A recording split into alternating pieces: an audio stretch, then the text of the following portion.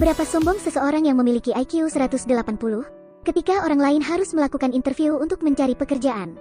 Tom sudah mampu melakukan wawancara langsung dengan beberapa pengusaha di sekolahnya. Perusahaan-perusahaan itu adalah sebuah perusahaan perminyakan kelas dunia. Mereka semua berusaha merekrut Tom ke dalam perusahaan mereka.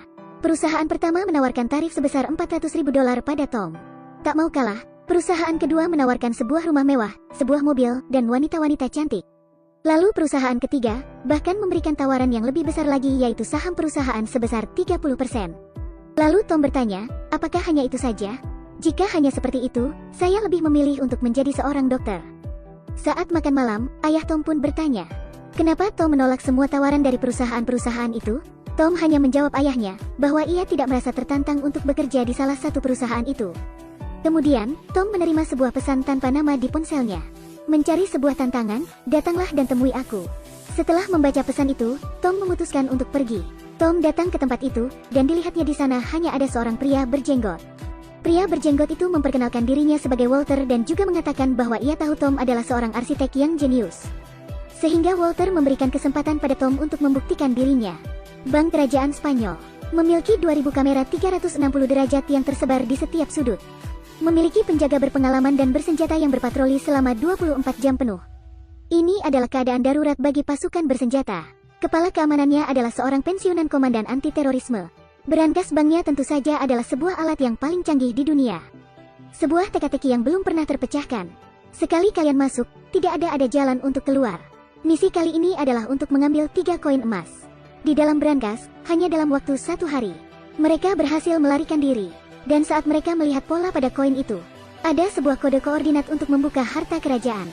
Mendengar semua cerita itu, Tom menjadi bersemangat. Tanpa mengatakan apapun lagi, Walter mengeluarkan sebuah tiket pesawat, lalu memberikannya pada Thomas dan kemudian pergi begitu saja. Akhirnya Thomas kembali bertemu dengan Walter. Semua orang spesial ternyata berkumpul di tempat ini. Gadis itu adalah seorang pencuri ulung. Dia bisa mengambil uang orang lain tanpa kamu ketahui. Pria ini adalah seorang kelompok komando amfibi. Berdiam di bawah air selama 5 menit adalah hal yang mudah baginya. Dia adalah Simon, seorang robot kucing yang pintar. Tak ada yang tidak bisa dia lakukan. Dan pria besar itu adalah seorang hacker yang handal, yang bisa mengendalikan setiap kamera hanya dalam hitungan detik.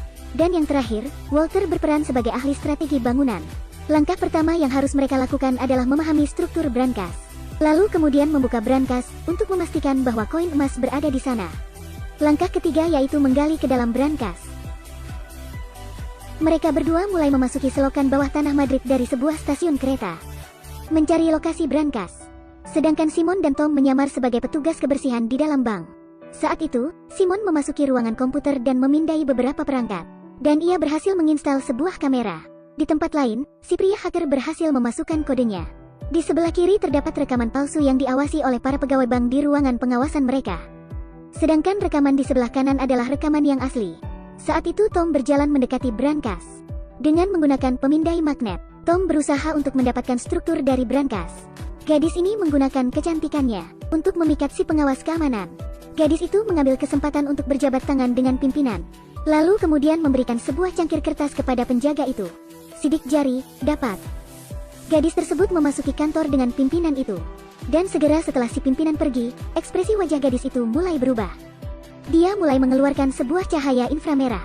Dan dengan cepat mulai memindai sebuah lukisan dengan cahaya inframerah tersebut. Pria hacker dengan cepat merekam hal itu.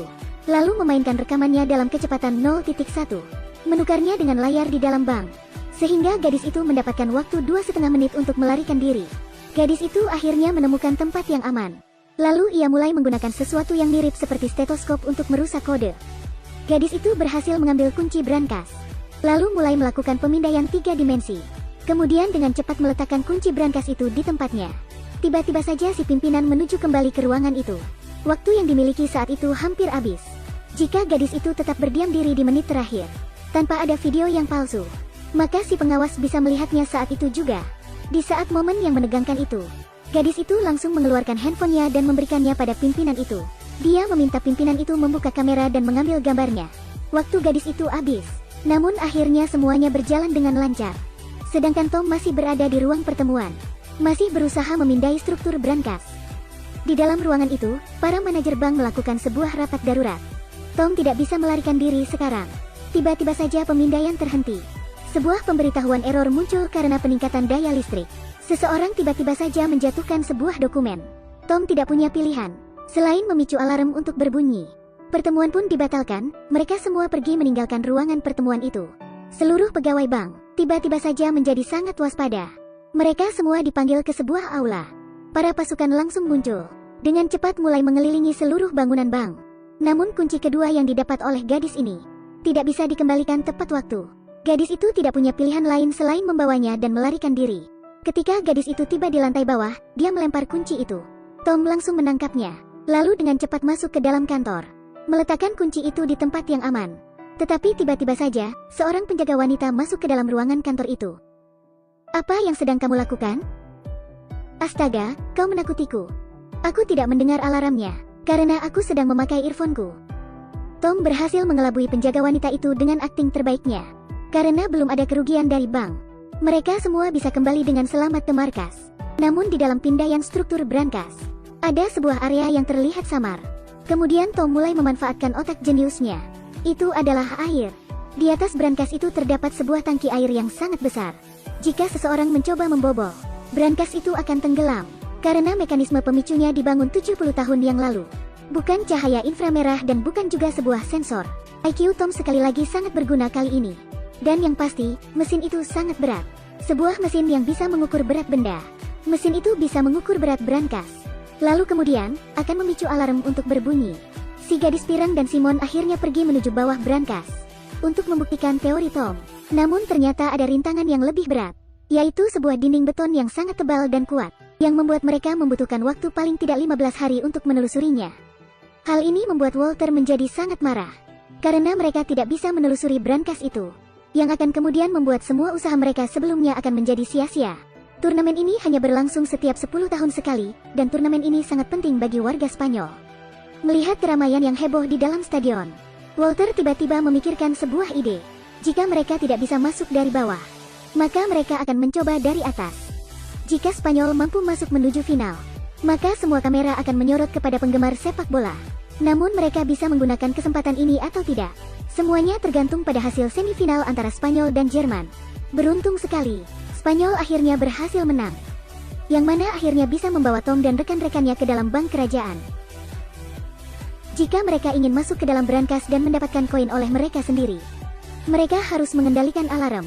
Tom kembali memamerkan IQ-nya lagi. Segelas air yang masih memiliki berat, lalu kemudian disemprot dengan gas nitrogen. Saat itu juga, skalanya berubah menjadi 0. Skalanya akan berhenti jika dalam keadaan membeku. 4 hari selama Piala Dunia Afrika Selatan berlangsung, Spanyol vs Belanda, Madrid Square dipenuhi oleh orang-orang. Hanya Tom dan rekan-rekannya yang sama sekali tak peduli dengan skor. Mereka hanya punya waktu selama 105 menit sama seperti pertandingan sepak bola. Dengan menaiki kabel, mereka berhasil mendekati kubah kaca dari bangunan bank. Lalu kemudian dengan cepat masuk ke dalam. Di bawah bimbingan hacker, mereka menelusuri ventilasi untuk menuju ke brankas. Di sana terdapat sebuah lubang tak berujung. Mereka menggunakan tangga untuk melewatinya. Gadis itu dan Tom mengeluarkan kunci. Dengan menggunakan sidik jari yang baru, 3 orang lainnya bekerja sebagai sebuah tim. Kunci itu mengeluarkan suara yang keras dan kemudian akhirnya brankas tersebut mulai terbuka. Simon yang menggunakan alat pelindung sejak dari luar, membawa semua gas nitrogen, dan mulai menyemprot dasar brankas itu. Sebanyak 50 botol gas nitrogen berhasil membekukan brankas itu. Segera setelah itu, lantai juga mulai ikut membeku. Tom dengan cepat langsung masuk ke dalam. Seperti yang diharapkan, penunjuk skala berhenti berfungsi. Dengan cepat mereka mencari koin itu, karena mereka tidak lagi memiliki banyak waktu. Tiba-tiba saja penunjuk skala tersebut mulai meleleh dengan cepat. Dan ketika mereka menemukan koin, skala penunjuk itu mulai ikut bergerak pula. Saat itulah salah satu dari mereka mulai berkhianat dengan menodongkan pistol ke arah Tom dan gadis itu. Dan karena diancam oleh rekannya sendiri, gadis itu menyerahkan koin itu kepada si pria yang berkhianat itu. Tak lama setelah itu pintu tertutup. Gerbang mulai terbuka dan air mulai memancar dengan tak terkendali. Namun pria yang berkhianat itu masih mampu bersikap tenang. Lalu mengambil koin itu dan berenang mengarungi air. Dengan sangat cepat hingga akhirnya ia berhasil untuk meloloskan diri. Sementara Tom dan gadis itu yang masih berada di dalam sana, perlahan-lahan mulai tenggelam. Gadis itu mulai berteriak dengan putus asa. Tom meminta gadis itu diam dan membiarkannya berpikir. Air terus saja mengalir. Dan Tom masih terus berpikir apa yang bisa mereka lakukan. Setelah beberapa saat berpikir, akhirnya Tom tahu apa yang harus mereka lakukan. Mereka bisa mengendalikan semuanya dengan hidup atau matinya katup. Namun sangat berat, karena kapasitas brankas sudah ditetapkan. Dan ketika brankas mulai penuh, berat air juga akan tetap.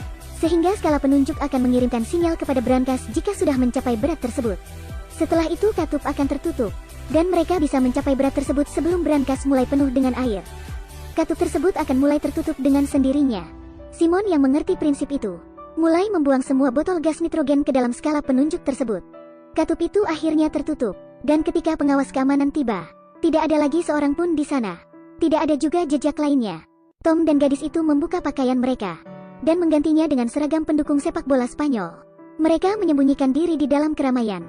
Tom merasa sedikit kecewa karena ia tidak mendapatkan koin. Namun Walter mengatakan pada Tom bahwa ia sudah membuat replika dari koin tersebut. Dan koin yang diberikan oleh gadis itu ternyata adalah sebuah koin yang palsu. Lalu pria itu memasukkan kode koin tersebut ke dalam komputernya. Ternyata letak koordinat geografinya berada tepat di Bali. Gadis itu juga sudah berubah sekarang. Dia tiba-tiba muncul di Bank Bali. Film berakhir di sini. Tema film ini biasa saja, namun dengan pendekatan yang lebih modern. Terima kasih kepada atmosfer Piala Dunia. Suasana film entah bagaimana menjadi rumit juga. Spanyol, Madrid, dan harta kerajaan dari keluarga kerajaan Spanyol. Semuanya menarik untuk diperhatikan. The Vault mendapat rating 4 bintang. Apakah menurutmu ini adalah film yang bagus? Jangan lupa tekan like dan follow ya.